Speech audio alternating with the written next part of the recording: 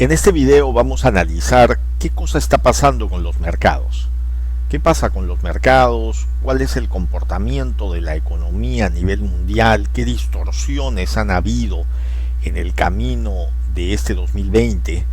¿Y qué significa esto y qué consecuencias tiene para las economías del planeta? Es cierto, y si partimos del análisis de la economía americana como fuente de referencia, es cierto que en el camino ha habido una enorme emisión monetaria. Es cierto también que el tamaño y la robustez de la economía norteamericana hace que no sea tan visible, porque la economía norteamericana se ha detenido poco, no se ha detenido, digamos, totalmente como en otros lugares del planeta, pero eso no es suficiente para poder paliar una crisis. En general, la crisis que ha generado el coronavirus ha permitido parar en freno una cantidad de mercados importantes y entonces se generan unas correcciones y unas distorsiones en medio del pánico en el cual todos salen a buscar otro tipo de activos refugio, como podrían ser el oro y el Bitcoin.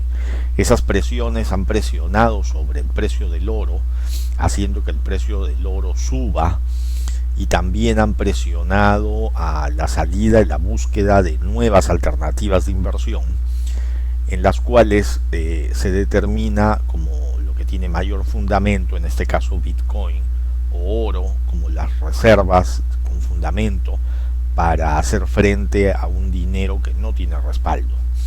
Un dinero denominado dinero fiat, que no tiene respaldo, que desde 1971, donde se abandonó el patrón oro en los Estados Unidos, es un dinero basado solamente en la confianza, y es en la confianza del sistema americano. Por otro lado, existe una pérdida enorme de valor en casi todas las monedas del planeta en referencia al dólar, de manera que si nosotros tenemos en cuenta que el dólar en los últimos 100 años ha perdido 90% de su valor, y tenemos en cuenta que en los últimos años las monedas locales se han depreciado en referencia al dólar, entonces eso significa que la crisis es mucho más aguda aún en los países en donde operan con monedas locales. Y entonces, porque hay una doble pérdida de valor, no solamente por la pérdida de valor en referencia al dólar, sino porque el dólar deja de tener valor.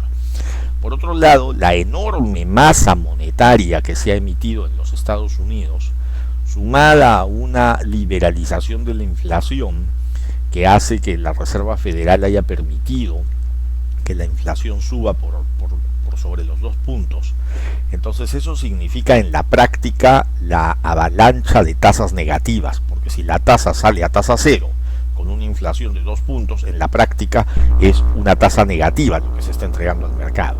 Entonces, hoy día el problema no es dinero, existe dinero a mares, el problema es proyectos, activos en los cuales invertir, activos con fundamento.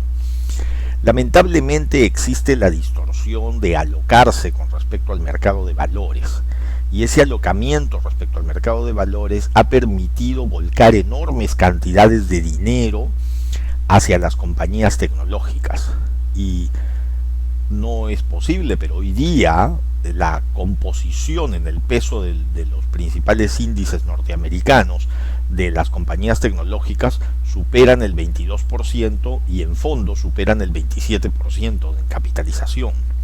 Si nosotros sumáramos el valor de los activos digamos de todo lo que está hoy día cotizándose en el mercado bursátil, vamos a encontrar que eso es 180 veces el tamaño del PBI norteamericano. Eso mismo te dice que no existe sustento, algo anda muy mal, algo tiene que andar muy mal, porque no puede ser que el valor de los activos bursátiles sea 180% del PBI norteamericano. O sea, tiene que haber fundamento en el fondo. Nos enfrentamos entonces en la práctica a una nueva crisis de compañías tecnológicas que en realidad en el fondo no tienen el fundamento del crecimiento que el mercado les está otorgando.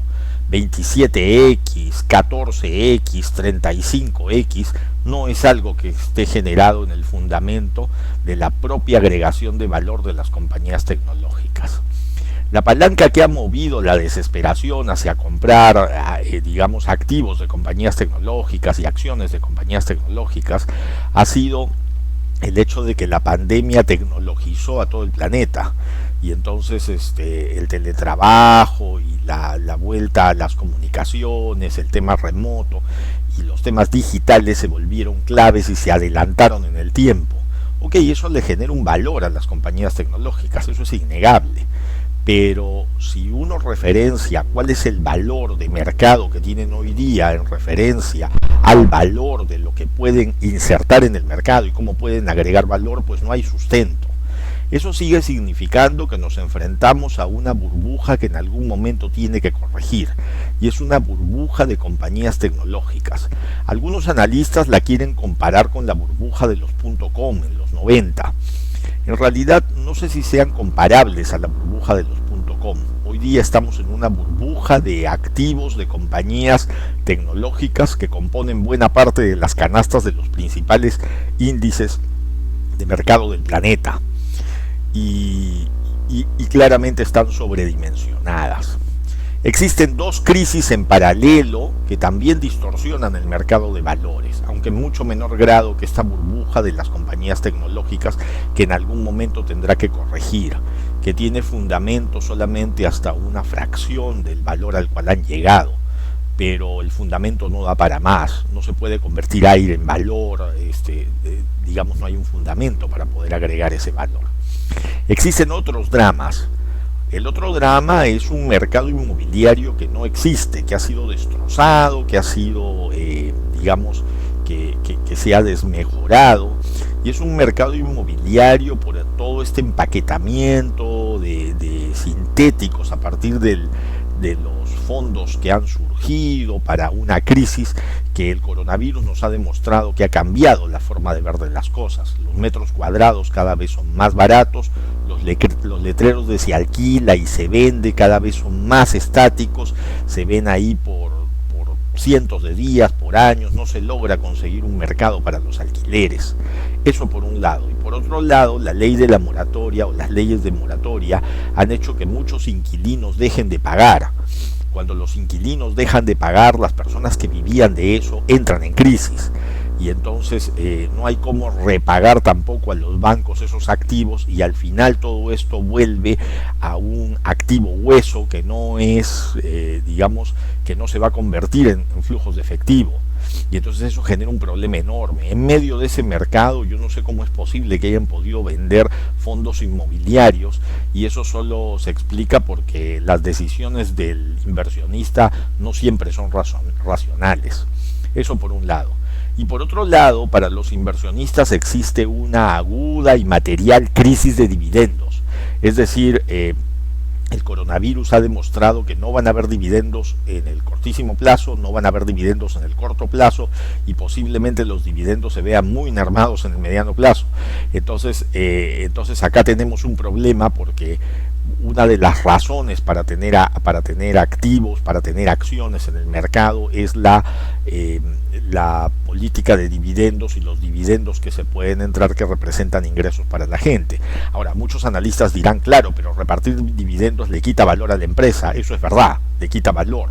Sin embargo, en la práctica uno obtiene ingresos por dividendos y ingresos por la propia apreciación de la acción. Entonces el recorte de los dividendos a cero, sin haber previsto eso, quienes se quedaron en el mercado con acciones en la bolsa van a tener un problema significativo.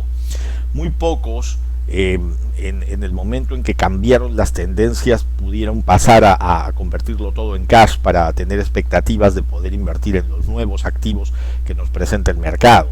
Pero existe una importante cantidad de inversionistas que tiene activos y los va a tener que tener estacionados para no ejecutar las pérdidas que significarían hacerlos líquidos hoy, porque hoy día los precios están muy por debajo de los valores fundamentales porque la pandemia ha corregido. Un ejemplo muy grande son quienes tienen acciones bancarias. Como las previsiones de los bancos son tan altas, entonces como los bancos tienen unas previsiones tan altas, los precios de las acciones están en unos valores ridículos, y entonces vender a esos precios solamente significaría ejecutar las pérdidas. Entonces eso no tiene sentido. Y por otro lado, ¿cuál es la esperanza de volver a valores prepandemia en muchos casos? Pues eso es muy difícil hoy. No es certero decir que en 4 o 6 meses esto está reactivado. Es posible que a algunos les tome más que a otros, a algunas economías les tome más que a otras, pero en menos de 2 años el horizonte no es dable para poder regresar a precios prepandemia. Entonces aquí de lo que se trata es de poder entender cómo funciona esta nueva configuración, de tener mucho cuidado con el mercado bursátil y con estas burbujas, de poder invertir en compañías donde uno conoce y tiene un pleno conocimiento de que eso tiene fundamento y que no se trata de una especulación o de algo que prácticamente no existe, y entonces eso es lo que hace la diferencia en el mercado. A tener mucho cuidado con todas estas digamos consideraciones y estas cosas y estos nuevos retos que nos presenta el mercado del 2020, a tener mucho cuidado con la elección de nuestros activos, a tener mucho cuidado con poder elegir bien, y no solamente eso, poder buscar refugios apropiados, como lo puede ser el oro o el Bitcoin, que representan refugios sólidos cuando los mercados son, eso lo hemos explicado en varios videos anteriores, cuando los mercados son muy inestables, se requieren activos refugio que permitan hacer la diferencia, o por lo menos tener una posición financiera mejor para el futuro. Hay que analizar bien los mercados, hay que tener en cuenta que muchas de las compañías tecnológicas que hoy día cotizan están sobrevaloradas. Hay que tener en cuenta que esto pesa mucho en las canastas y en los índices que configuran los propios índices o las ETFs subyacentes a estos índices, y entonces hay que tener mucho cuidado con eso para poder actuar como un inversionista inteligente, como un inversionista sofisticado, y no simplemente ir a donde la masa lleva las olas para las inversiones, que finalmente terminan corrigiendo y pagan aquellos que finalmente tenían un desconocimiento del mercado. Este es el momento de tomar decisiones informadas, este es el momento de analizar y tener una prioridad en cuáles son los nuevos órdenes de cosas, es decir, cuál es hoy día, qué cosa tiene valor.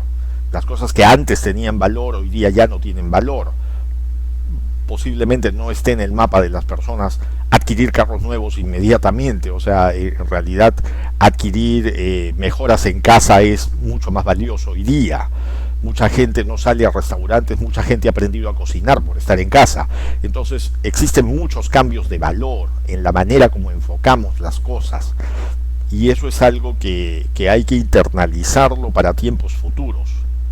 Hay que internalizarlo, y la receta en el fondo sigue siendo, y es una buena iniciativa pensárselo así, es que hay que educarse, porque la educación es la que permite adquirir el conocimiento necesario para pasar estos temporales y hacer frente a un nuevo mañana con muchas expectativas hacia el futuro, por nosotros y por las generaciones que vienen.